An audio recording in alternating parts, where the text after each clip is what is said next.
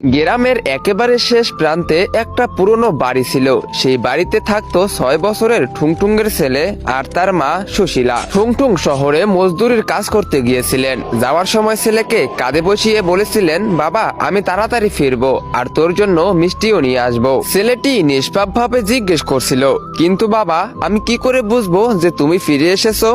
ঠুংঠুং হেসে বলছিলেন, যখন আমি আসব তখন দরজায় লোহার কিছু দিয়ে জোরে জোরে টং টং শব্দ করব, তখন তুই বুঝে নিবি বাবা ফিরে এসেছে। সেই দিনের পর 2 বছর কেটে গেল।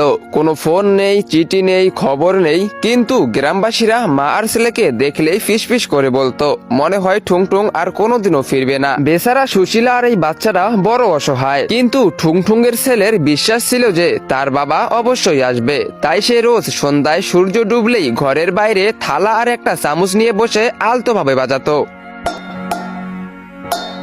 মা চুপচাপ দেখতেন আর কিছু না বলেই ভিতরে চলে যেতেন। তার চোখের জল থামতো না, কিন্তু ছেলের সামনে কখনো কাঁদতেন না, কারণ একটা সত্যি যা ছেলেকে জানাতো না।